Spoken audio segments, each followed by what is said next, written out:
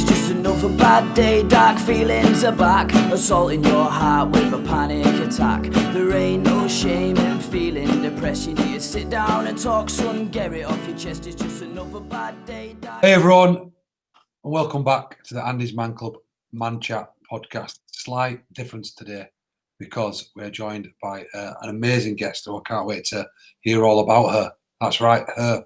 So even though it's the Man Chat, I'm excited to have a great guest on. My name's Luke Campbell. I'm one of the co-hosts of the Andy's Man Club podcast. I also have my co-host, Andy G. Thank you for joining us. And our amazing guest is... Over to you. Oh, sorry. I was just waiting. Hi, Hope Virgo. Perfect. And I hope, I always start usually just by getting a little bit of background off you. You can do it as if you were doing an extended Twitter bio.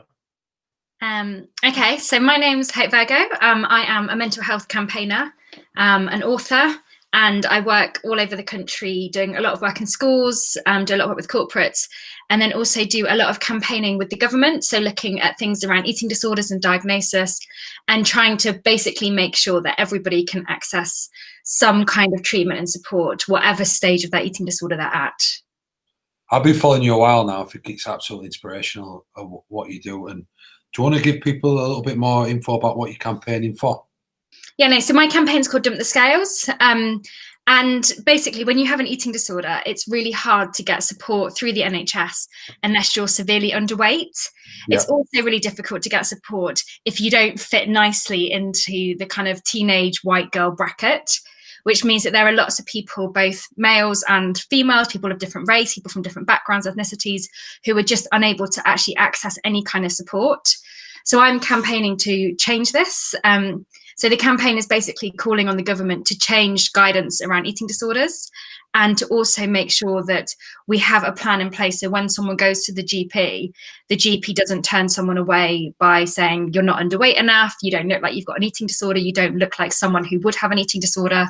But the other element of it at the moment that I'm also looking into is actually more male focused. So looking at men who obsessively work out, men who go to the gym X amount of times a day, looking at like bodybuilders, rugby players who have to get to like a set weight, and actually working out that a lot of those people have really distorted relationships with their body, but also really disordered relationships with food and exercise.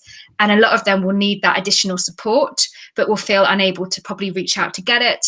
Or if they do, they might not even be able to access it. So at the moment, working with Bath Rugby Club to actually kind of install that and get that, hopefully get a bit more research done around it to make sure that we can have the stories and stats to show that it's an issue.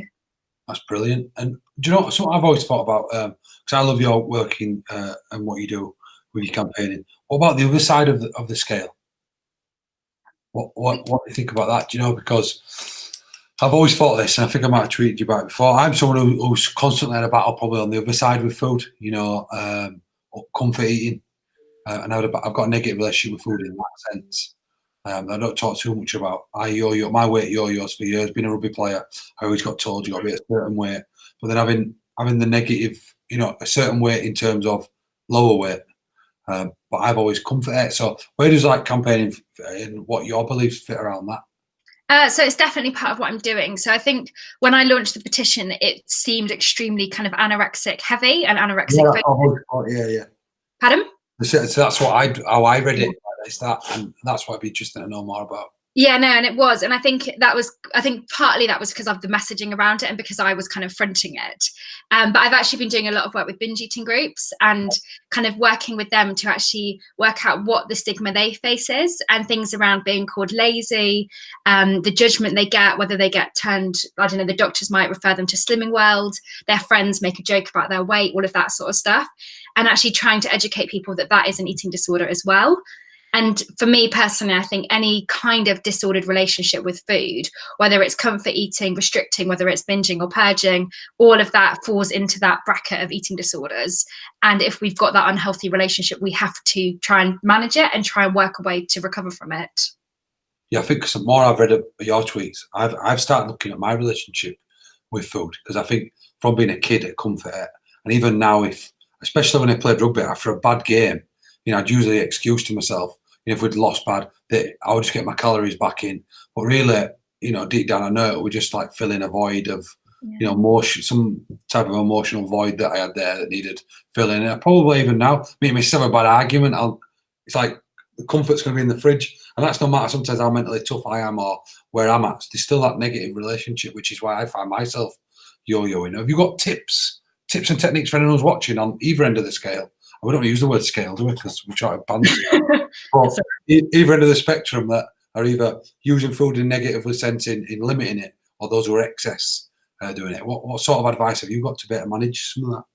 So I think the first thing, kind of, I guess, linking back to what you've just said around kind of when you feel like you go in comfort eats, whether it's after a game of rugby or whatever. And for me, actually, sometimes when I look at social media, or I might have like an argument with someone, I have a tendency to then want to go running to kind of punish myself. And I have to be aware of that as a trigger and get rid of that behavior. So stop myself going out and running. So if you're someone who maybe has an argument with someone and then feels like they have to go and comfort eat, it's about noticing that trigger, noticing what that behavior is going to be that you might feel like you want to do to help, and then taking a bit of a step back and going and doing something else. So for me, instead of going to run and punish myself, I might journal. And either that's writing it down or voice noting, kind of whatever it is, that sort of thing. Or I might go and watch telly or go for a walk and do it in a more healthy way. I think a big thing as well is if you are someone who struggles with over exercising, which I think a lot of people do. And I think particularly at the moment, there are a lot of people who are exercising an awful lot. And it's really challenging. And I think in those situations, it's about actually thinking about why you're doing it, and whether you're doing it because you want to do it because it's good for your headspace, or whether you're actually doing it because you're going to punish yourself, or because you're trying to prove something to yourself, or switch off all of those emotions. I'm sure that if you're listening to this or watching it, then actually you'll be aware of that if that's you, and it will probably hit a bit of a nerve with you. And in that situation, for me, it was about going back to the basics. So actually kind of writing myself a bit of a plan every day, making sure that every single week I have a certain number of rest days, making sure that I'm varying up my exercise, and making sure that actually when my alarm goes in the morning, like actually this morning my alarm went at 10 to 6, and I was planning to go for a long run, and I was so tired because I slept really badly. And I knew that I could have got up and gone for a run, probably hated the whole run, but instead I kind of just lay in bed for like another hour, which is something I very rarely do, and then got up like an hour and a bit later and went for like a shorter run. But actually just being aware that actually that is better for me, and I'm doing it again for those right reasons.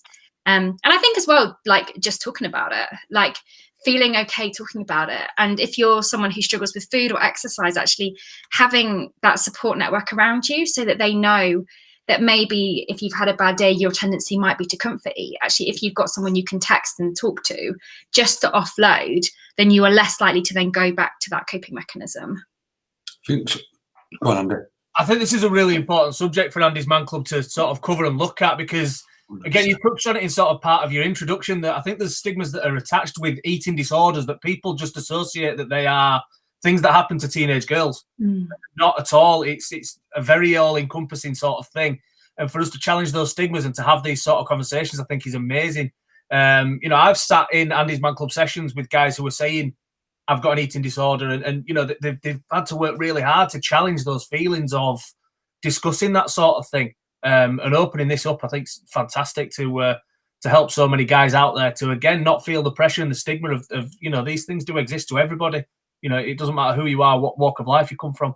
So yeah, I just wanted to sort of emphasise that, really. I think there's two bits that got me. It's weird. I had an aim to get up this morning early as well and go out, and my alarm went off to go out on a bike ride, and I actually hit the snooze button for 2 minutes. I had 2 minutes I needed to get up, and I must press wrong button. And I'd been up a little bit with baby, so I don't know if I was that tired, I hit wrong button. And I woke up an hour later, and my initial feeling was guilt. My initial feeling, because, and what I really respect about what you said is, and I'm going to go at that, often in like personal development, motivation, all these type of stuff we're all reading here, and it's like, you got to go get it, you got to go get it, you got to go get it, grind. Where actually, some days you need to get that extra sleep.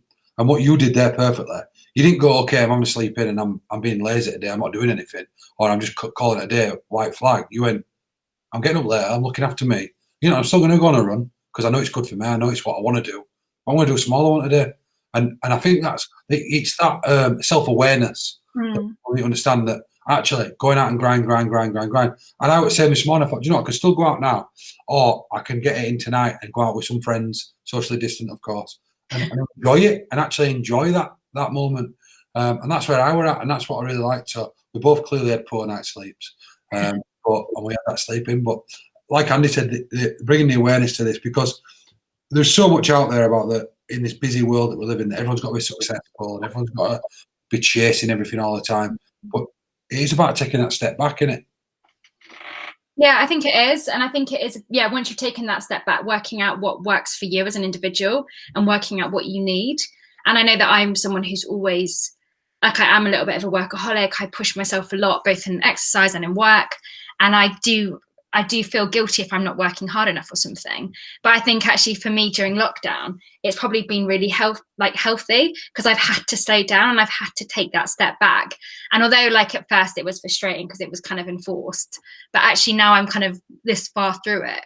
I think it's so important, and I think we can learn so much more about ourselves.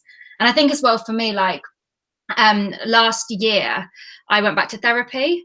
Having not done it since I came out of hospital 11 years ago. And actually for me, again, doing that therapy and learning so much more about myself, it sounds, sometimes when I say it, I'm like, it sounds really lame, but actually it's just been amazing to kind of work out why I do things in certain ways, why I feel certain things. And again, feeling more able to just get that support and really talk about things properly. Brilliant. So when you said there about lockdown, me and you were very, very similar in how we probably do our business. You know, we're out doing talks, and so it suddenly was just boom. And Andy, you're the same. You're out doing talks, and it just boom, just stops on it, and you're a bit like But how do you feel now? And I guess it's a bit different to Andy, like being self-employed, and how you will take this forward, what you've learned in lockdown. Good question.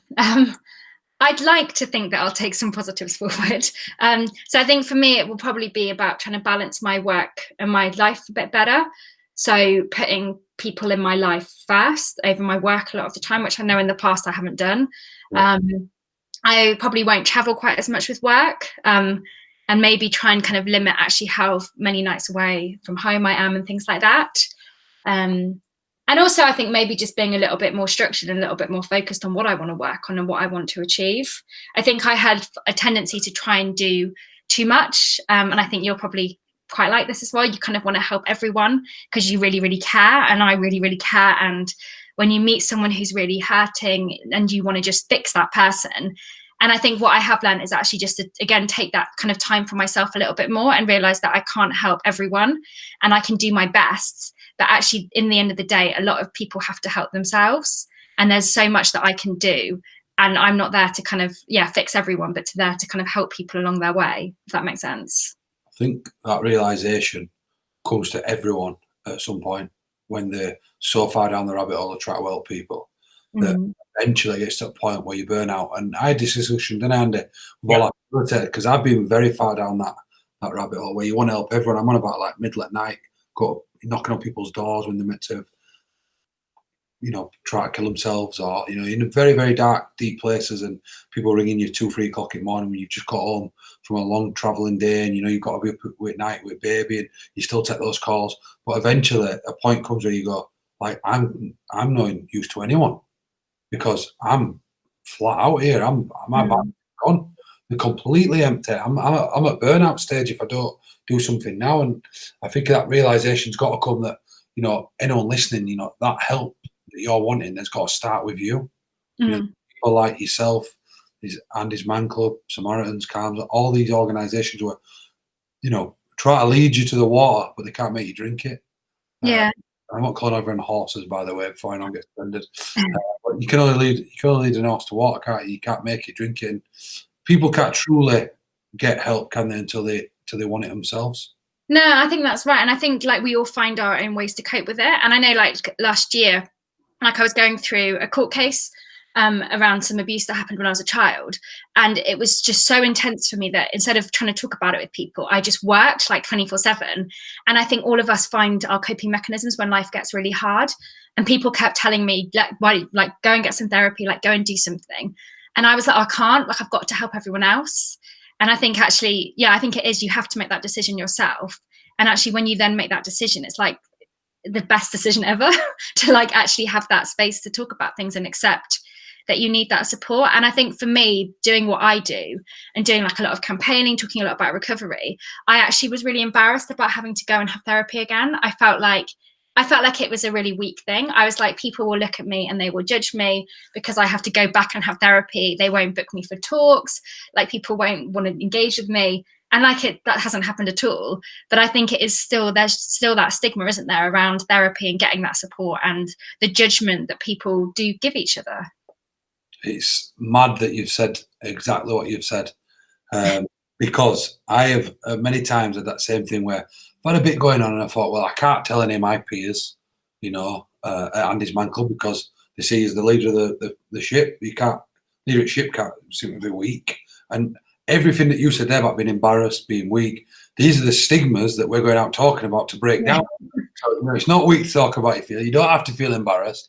But then because you're leading that movement, you genuinely believe, well, I've got to be strong and I've got to appear to be strong. But actually real real strength comes when you're able to be vulnerable in it, even when you've got to that point, again, like where that self-awareness. But you wrote a book, didn't you? Yeah. Called Stand Tall Little Girl. Say that again. It's called Stand Tall Little Girl. Oh, it was, yeah. So tell us about why a little girl needs to stand tall. It's all about my recovery from an eating disorder. So I developed anorexia when I was about 12 years old. And like we've kind of discussed already, like the eating was just a coping mechanism to everything going on around me.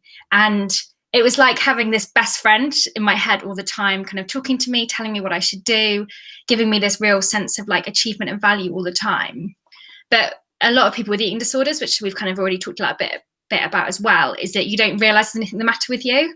And I thought that I'd found like this amazing solution to like life's difficulties. And I thought this was just the way that I was going to live my life and everything was going to be perfect. But then unfortunately, when I was 17, I ended up getting admitted to hospital and spent a year living in a mental health hospital, learning about food, exercise, and learning to just kind of talk about how I felt and to just have the space to kind of go over all of this stuff that had happened to me as a child and have the space to really just, get that support around me. My book kind of covers that whole part of my life, but then also talks a little bit more about what I did afterwards. I talk a little bit about my relapse, which was in 2016, when I tried to get support but couldn't because I wasn't underweight and got to a point where I just felt so low about everything. I came very close to ending my life on a number of occasions. And the thing that kept me going was actually my younger sister, Molly, rung me just before I was about to do it. And it I guess it brought me back to where I was. But kind of the main reason then was that she was doing her A-levels and I didn't want her to mess up her exams. So I was like, I'll just sit with these feelings for the next couple of weeks. But I ended up going on medication, actually, which, again, I think medication is something that is massively stigmatized, and I was extremely judgmental about going on medication before I went on it. But for me, going on the medication had really helped to just kind of clear my head and get me going. And I think for a lot of us, like with mental health issues, like we do have to manage it. And I know for me, like I'm in an ongoing state of recovery and I'm in a really good space a lot of the time, but I do still have ups and downs with it. And in my book, I really wanted to kind of get that message across that it's okay to have those ups and downs in recovery, that recovery is not this kind of like happy clappy story of everything being amazing all the time, but actually it's really, really hard work, but it's totally worth it when you get to that kind of goal of actually being able to start living your life and having a little bit more freedom in what you're doing. What does it mean to stand tall? That little girl. So for me, it's about just standing up, doing what I want to do, having the freedom to go out for dinner, having the freedom where I'm not stressed about my kind of food, and to not shrink myself to these places to just try and fit in and do what others want me to do, but to actually speak up. And actually the book title, which my brother's going to hate me saying this, but actually he was really into rapping when he was like 12, 13 years old, which was, quite strange. But he also, when we were growing up, he really struggled with anger management. So would often fight with my dad. ended up in A&E an awful lot, kind of ran away a lot. And for him, the rapping was actually how he managed his emotions sometimes. And when I went into hospital, he wrote me this whole rap. And the title of it is Stand Tall Little Girl, which is why I wanted to call the book after it. What a tribute. That's absolutely beautiful. And I think we do a lot around the male mental health space, but I think you've just summed up yourself that you've been suicidal. You've been in that dark place. And I think there's a stigma now. I think a lot of the work we've done around men has brought a lot of that awareness to the forefront about how bad it is for men. But like suicide's, is prevalent, if not growing. It's growing in women. And I think stigmas that all women talk, women just talk about it, they've got the shit together. Because men don't talk, that's their biggest reason. Well, women talk, so it's all fine. But it's not the case at all, is it? No, and I think that for me is like a massive frustration, is that we do think that women sit around and sew or whatever, or talk about shopping and our feelings, but like we don't. And I think because we think that quite often, we don't like feel the need to check in on women a lot of the time. I also think that women can be quite bitchy, which again kind of exacerbates trying to talk about things. And women do, this sounds awful, but they do kind of tend to take down other women and will kind of do those low blow things. And I think, again, because of that, women quite often have to come across as being really strong a lot of the time.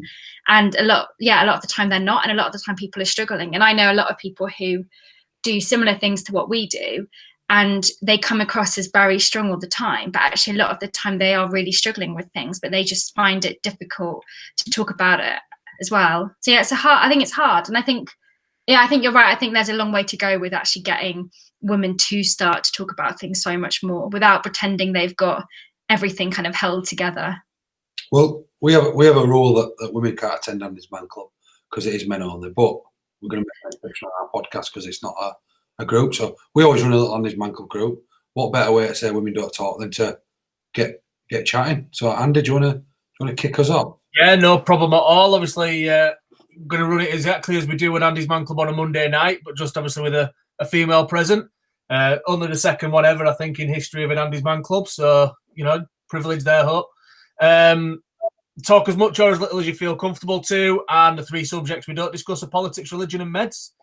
We'll start off with, how's your week been? My week this week has been really good. We've touched on it earlier, the positive effects of exercise and things like that. I've been taking part still in the Andy's Man Club It's Okay to Ride challenge, surprising myself actually with how much I can manage. And, like I said, I think I'm fitter than certainly I gave myself credit for, and probably everybody else as well. So yeah, I've quite surprised myself with that. Still enjoying being at home and spending, additional bits of time with family, looking for positives in that. I think it's hard sometimes when you're surrounded by these people 24 hours a day, but, myself and my missus getting on really well. I think my little lad's just loving having his mum and dad around all the time. So, just really enjoying that. So looking for the positives and finding the positives, really. What about yourself, Luke? Yeah, it's real solid. Good at the minute. Really good. Just focused, just on myself, and that can often sound selfish. I think Hope said it earlier that you can put a lot out there, and then maybe not look at yourself. Or I think you said about helping those closest to you. Not spending enough time with those closest to you. And I've been guilty of that a number of years, working away. And I'm enjoying that time at home. I'm enjoying seeing my baby daughter grow as well. Obviously got 3 kids. One's a stepchild, a stepson. I do bring up as my own, but seeing my little baby grow at a minute, she's just unbelievable. I just sometimes, wish we could see life through a baby's eyes. Just like she was playing with a balloon yesterday, and the excitement of a balloon just dropping down and bouncing. And I thought, like, in this information world we live in, where we're constantly wanting new highs, like getting new information and grabbing it, like sometimes it's like stopping and just letting a balloon at your nose and then hitting it back up in air. Sounds tough, but like just watching her and how excited it made her, and then seeing her dance at stupid adverts that come on TV, and I'm like, that's life. That is like, and my mum always tells me I grow up. You need to grow up, and I'm like, nah, never will I grow up. I love being giddy. I love being stupid, and I think I'll always be that way. And probably lost a little bit of that at one point in my journey these last few years. And I feel like it's coming back. I just love having fun. I just think life's too short. when someone dies and you get together for a family funeral, you all talk about how your life's going to change because the death's not going to be in vain, and you're going to, like, I genuinely believe that shit on a daily basis now. Like, I don't ever wake up and not like enjoy the fact that I've woke up, and I think that's how I am each day now. You know, lockdown, I'm taking it in my stride. It's been tough. I'm not going to say at periods, but just enjoying it, enjoying what it's bringing. And my missus goes back to work on 4th of July, so I've got all 3 kids on my own. So we'll see how my week's been then. But right now, I'm in a very, very happy place. Nice. You didn't lose too much of it when you were jumping through the door at us every single time we were sat in office. No, I enjoy scaring you guys every day I walk in. Yeah, I think deep down we certainly enjoy it as well. Keeps us young. So, Hope, how's your week been? It's been okay. It's been a little bit up and down. I had a bit of a rough end of last week.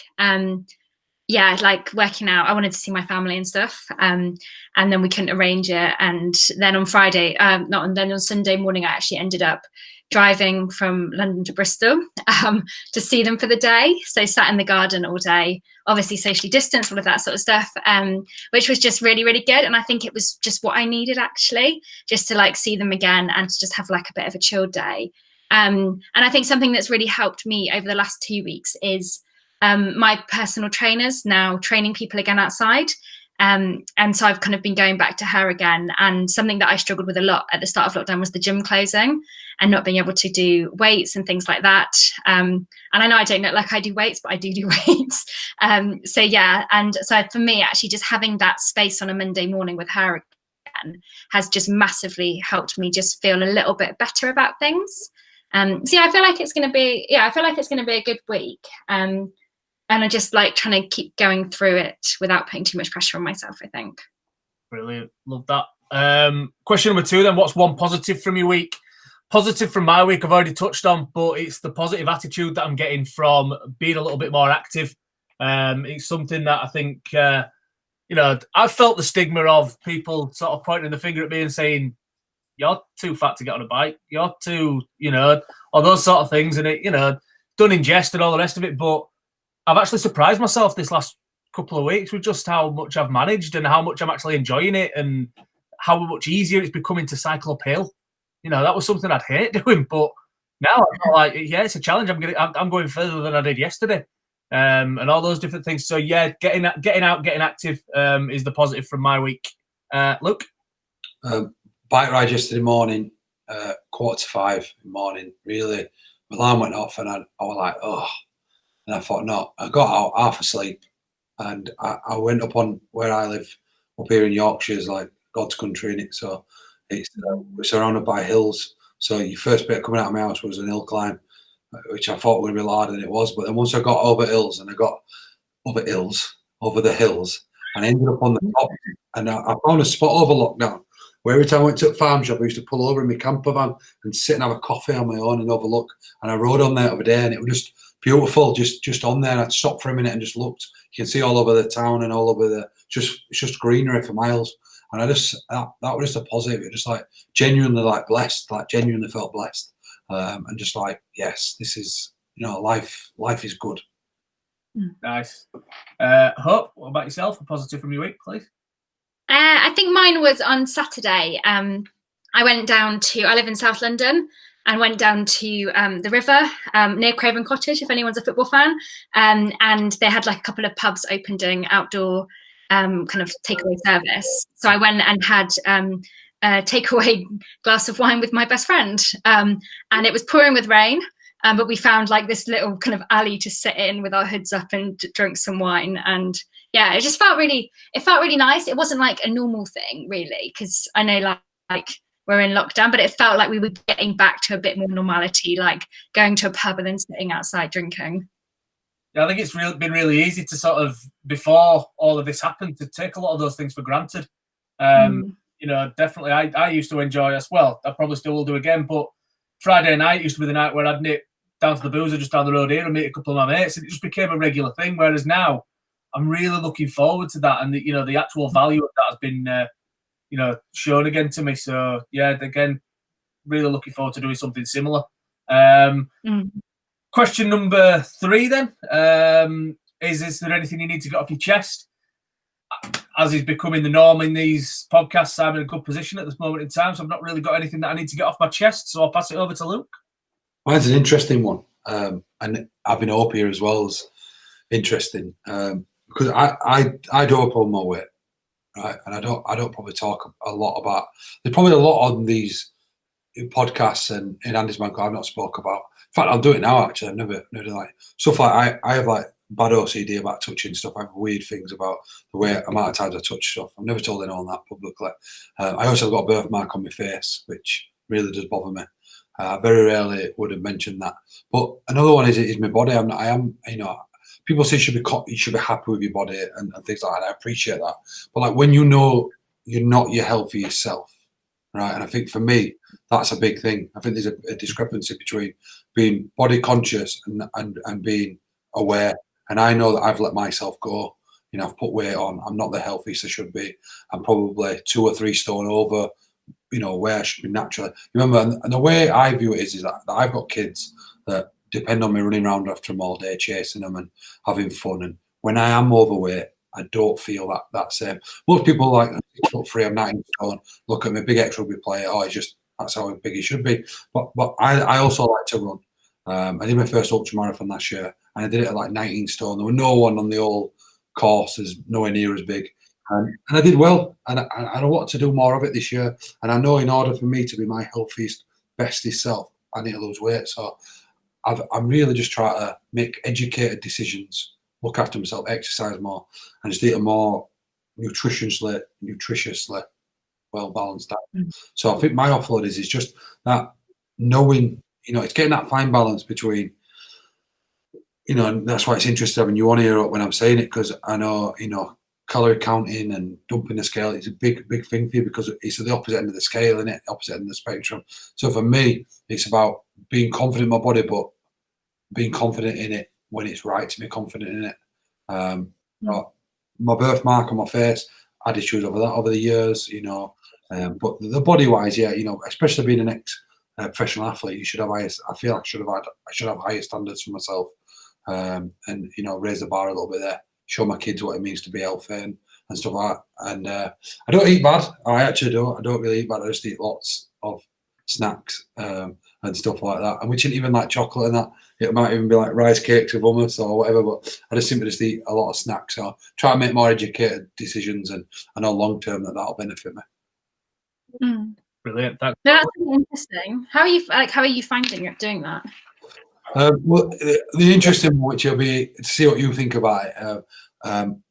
Someone recommended to me using the MyFitness app, which I know is completely. I know I don't want to say it to you because it's completely thing, but it's making me make informed choices. Like, and it's actually making me. It's actually educating me, like on stuff like I know what it means to eat well, but I know when I eat well, the cycle is I eat really clean, chicken and pretty much chicken and veg. You know, that'll be it. I'll eat like a meat or a fish or a veggie option with vegetables. I always seem to cut out my carbs. And the cycle will be is that I completely nourish myself. I train even harder, and eventually the burnout comes after 4 or 5 weeks. And then that's when the yo-yo starts. Well, you don't feel too good, so you need to eat some bad food, or you need to eat lots of food, get your calories in, it'll make you feel better, and bang, bang, bang. So I think this app, it's not about being really like dead set strict on myself, because I know you're against that. But it's just about making me see what I'm eating. So like, you know I've heard that saying, it made me laugh this morning thinking about it. Like, if it's not on your plate, it don't count. I've heard that saying. Yeah, I have actually. I've had quite a few like that, which I think are quite, yeah. The kids have like left half a chip sandwich and you eat it, don't count because it's not on your plate. Yeah.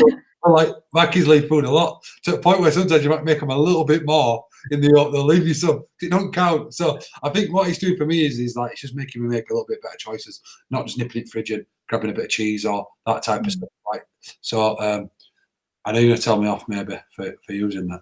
No, I think it's interesting because actually a couple of weeks ago, there was an article that came out about that Joe Wicks was basically like talking about how you should earn food and what workouts you should do to earn and all of this stuff. And I was really against it at first. And then one of my friends actually was like, for her, it's really helpful because she doesn't understand that sort of stuff and she needs to have that education around it. So I think for me, with the whole kind of calorie counting and the My Fitness like apps and all of that sort of stuff, like I am against them because I think that people do get obsessed with them. But I think if you are someone who feels like you won't get obsessed with them, then actually I think it's okay. And if they are being done in the right way. But I do also think with calories, it's a bit of a kind of like one size fits all model, and everyone has different amount of calories that we burn, and we need to have different amounts of kind of nutrition going into our body and calories and things like that. So I think as long as you're not getting obsessed with it, and then I think it's okay if it's for that educational factor. But just being mindful of it, I guess. Purely is that it's just a good. My missus has been doing it and it's been working well for her. She's eaten ever eaten before, like just eating so good. She's looking good. She's feeling good.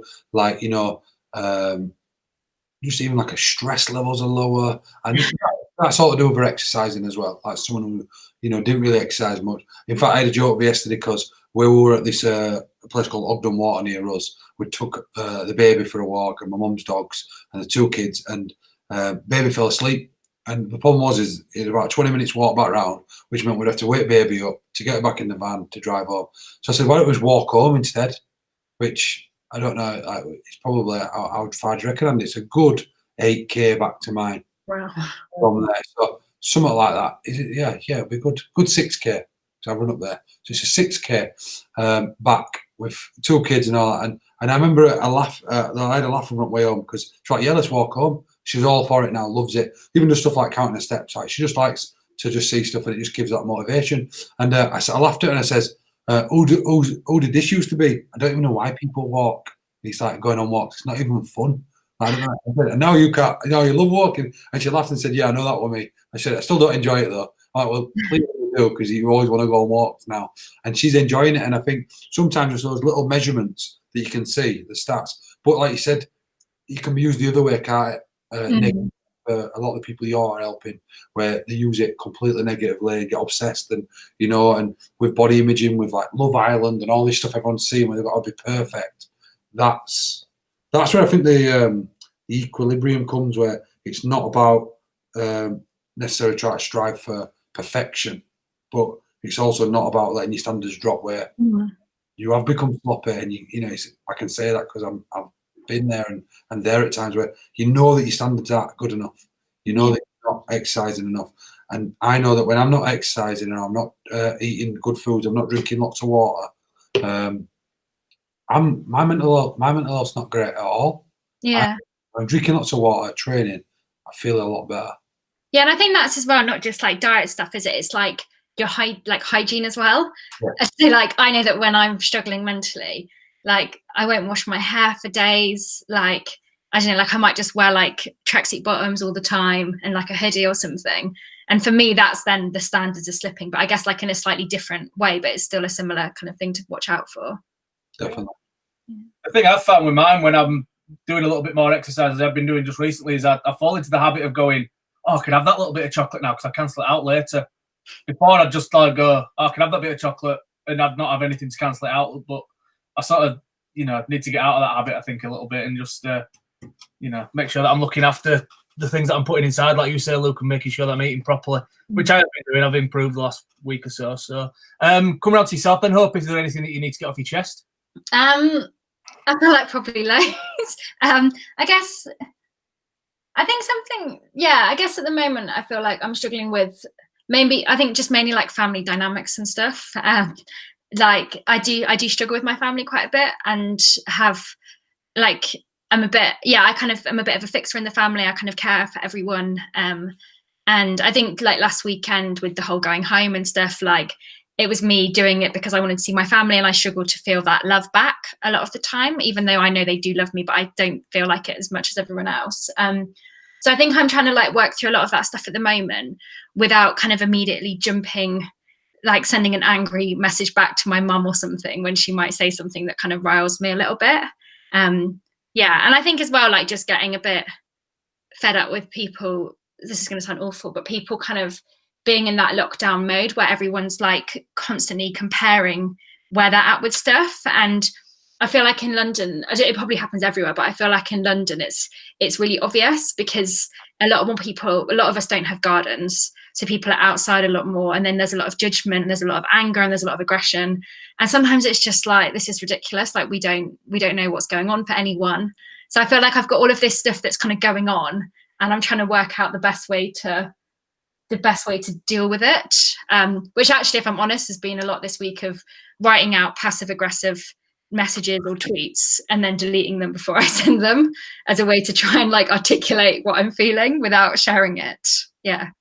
Feel that. Yeah, it's something that we've had. Well, I've certainly passed through to other people when they're talking about things in AMC. It's like, well, I'm so angry about this. Like, well, write it down. You know, and obviously, Luke, I know you do a lot with journaling and things like that, but writing people letters and then putting it in the bin because you feel as though it's out your system and things like that. So That's fine. Okay, question number 4 then. Obviously, question 1, 2, and 3 stay the same in Andy's Man Club every single week, but question 4 and 5 change.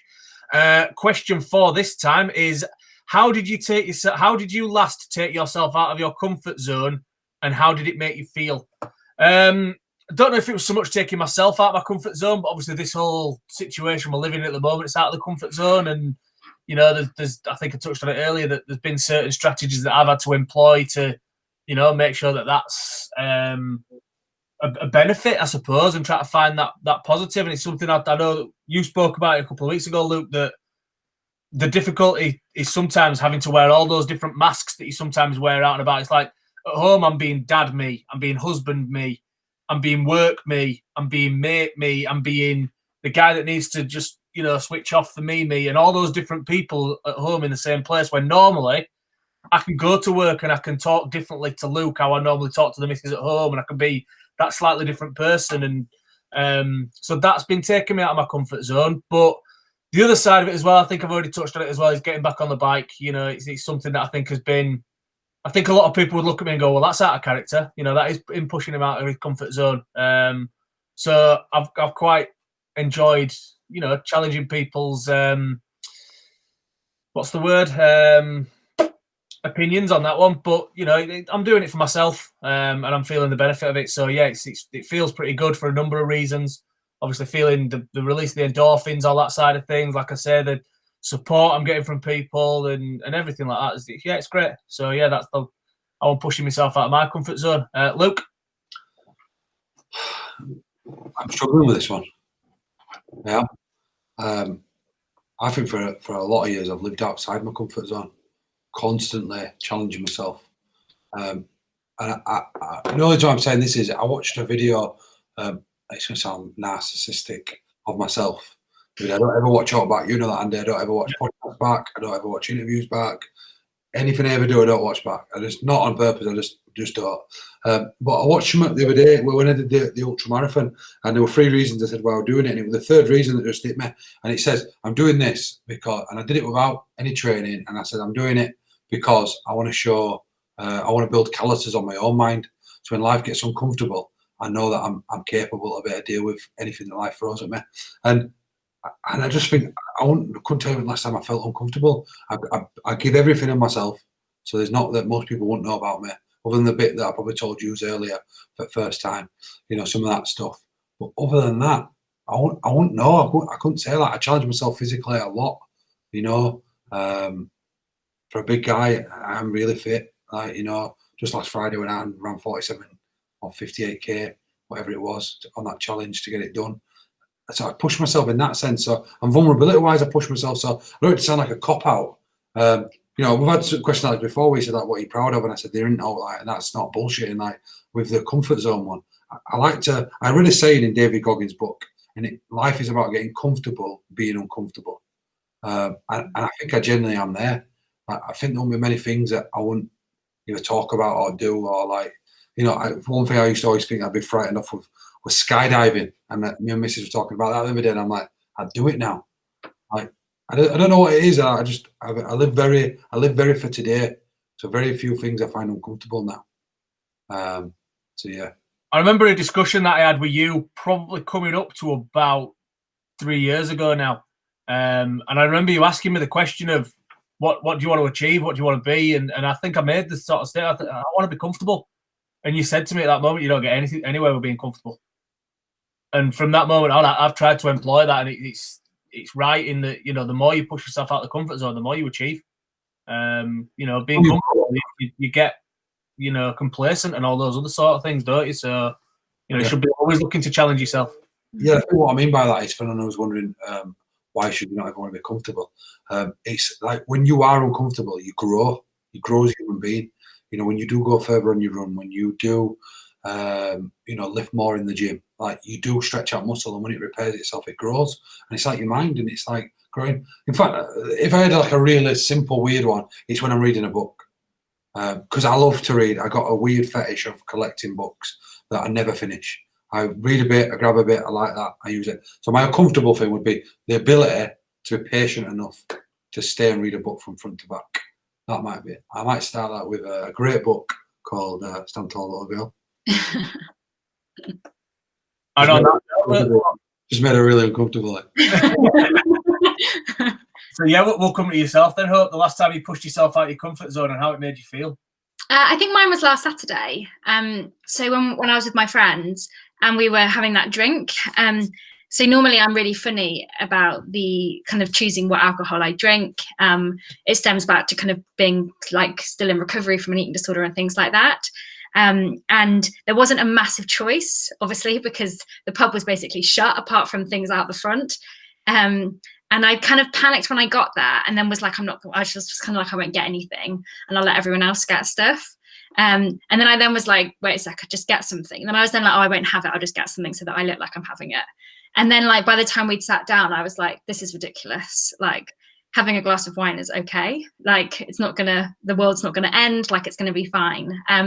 So I had it, and like I felt uncomfortable at first. But I think for me with my recovery generally, like it is something that I try and challenge a lot. And I think quite often when you've had an eating disorder or with mental health stuff generally, I think actually a lot of us function at like a really high level in recovery, and we know what to do every day. We know how to stay well, and we know what our triggers are, and we might not feel great a lot of the time, but we're just kind of like functioning. And I think for me, like I realized that about 3 years ago, I was just functioning in recovery. So I wanted to challenge myself a lot more with food and kind of drinks. So yeah, I think for me, it was the Saturday, just pushing that kind of boundary a little bit further. Brilliant. Question number 5 then. If your life had a theme song, what would it be? Wow. This is something I talk about an awful lot. It's something that gets mentioned every time we have a music question, is this particular song. The first song I ever learned how to play an acoustic guitar was a song called Talk Tonight by Oasis. And it's been a song that I've listened to, you know, throughout various moments in life and things like that. It's one of those songs that has helped me through loss of loved ones, various different things like that. But it took on an additional connotation, I think, when I started to get involved with AMC. And the chorus obviously says, I want to talk tonight about how you saved my life until the morning light. And that to me is an Andy's Man Club. It's an Andy's Man Club session, and it's, you know, I want to talk to you tonight. It's about saving lives, you know, it's about improving lives and all those different things. It's just, yeah, it's strange how that song's morphed into different things for me. Like I say, it started off as just something I'd put on in the car. Then it went to the song that I'd learned how to play on the guitar. Then it went to, like I say, taking on a whole different meaning for me. So, yeah, it would probably be that one. Luke? Michael Jackson, Man in the Mirror. I just think it's a song that I've loved since I was a kid, and I probably never understood what it meant properly until now. I'm probably going to listen to it on my own just to refresh that it has got all the right meanings. But for me, that song is about, you know, when he talks about walking down the street, you know, collar up, seeing kids broken, you know, no homes. And it's about starting with the man in the mirror. And I think if everyone started with the man or person in the mirror, the world would be a better place. I think too often we look outwardly, and I know when I'm at my best, I'm being accountable. And I think I said on an earlier podcast, like, I don't genuinely think I have many strengths, right? I don't look at myself and go, oh God, I'm good at this. But one is that I am proud of is that my ability to self-reflect. And that is my biggest one. And I think that all comes out of man in mirror stuff. So I might say something to you, Andy, you know, and I might go, you know, was that the right way to handle that situation as someone's manager or leader? You know, is that the right way? You know, you know, and I'm constantly looking and challenging myself to be a better human being. So man in the mirror would be a big one for me. Brilliant. Love that. What about yourself, Hope? Mine's Broken and Beautiful by Kelly Clarkson, which I feel like such a girly song. But yeah, I think I like the lyrics of it because I feel like it's probably says a lot about me in the lyrics. But I also think that it's one of those songs that particularly last year when I was really struggling, it was one of those songs that I'd put on when I got to like the underground and would be kind of walking up the escalators trying to like pump myself up for the day, which again sounds so lame. But it's just one of those feel good songs for me, which helps. And actually it's been a song that in lockdown I've quite often listened to at the end of the day when I'm trying to have my work and home time separate. So kind of blasted out and been a bit weird dancing and stuff. So yeah, that's an insight into my life. It doesn't sound lame either, does it? Having a song that pumps you up. I know that obviously the times when I was going out and doing a talk or a presentation, sometimes I'd put on a particular song just before I got out the car because I know that, right, well, that song, the last time I did a presentation went really well because I've got myself into such a state that, you know, so that one helps me. And I know that, again, Luke, you have a similar one before you talk as well, don't you? You have a song that you play. Yeah, but it's completely random, isn't it? If not, people will be shocked. It's a song called Victory by like Biggie Smalls and P. Diddy and in there, and there's loads of it's proper. It just gets me going, and it's only because the lyrics that P. Diddy says at the beginning, he speaks it. He says, "The sun doesn't shine forever, so as long as it does, we may as well let it shine together. Better now than never. Business before pleasure. P. Diddy and the family, you know, do it better." So like, you know what? The sun doesn't shine forever. It's like you're not always gonna get a chance to do this speaking. You know, so every time you get a chance to speak in front of people, enjoy it, embrace it, like love it, because it's not going to shine forever. That's life. Yeah, we'll have to stop you singing that song though, because otherwise I think Warner Brothers are going to put a claim on the podcast because you've. So that's the end of an Andy's Man Club session. Again, slightly different that we did it with somebody who's not a man, but I think it's really important because it shows that these sessions don't change and that, you know, it's raw human emotion that we're talking about and things like that. So. How did you find it, Hope? Yeah, it was really good actually. I like the structure of it as well. I think, yeah, if I'm like, I've know like a huge amount about what you guys do, and I think it's amazing. But I've never really known how it's been structured when you go, and I've always been curious about that and how people start talking and sharing and stuff. So having like a little bit of an insight into it, and I feel like this would probably work. Yeah, this kind of formula would work with so many different groups of people as well. Yeah, definitely, 100%. Yeah. Well, I mean, it is slightly different. Because like I say, we do say to people, if they want to come through the door and say not a word, they can sit in total utter silence if they want to talk when they're ready to. And the only other difference is really that we pass this around, don't we? Yeah. And that it's, you know, that was it as is. So, thank you for taking part. We can't have Hope leave about 3, 2, 1. 3, 2, 1. We're going to work out a thing for a 3, 2, 1. So Hope, I think really good for you. This first one, especially, is 3 things that people can do to keep on top of their mental health. So moving, so doing exercise. So whether that's going out for a walk every day, or going for a run, or going cycling. But obviously, kind of the caveat of not doing it in a way that's obsessional and not doing it to punish yourself. I think a big thing, so journaling, so finding something every day that you're grateful for, which some days feels like it's really difficult and something you can't do. But I guarantee that the more you do it and the more you train yourself to do it, actually the more stuff you'll be able to think of. And even if it's just like a nice cup of tea in the morning, that still counts as something to be grateful for. And then the final thing I think is working out your support network around you.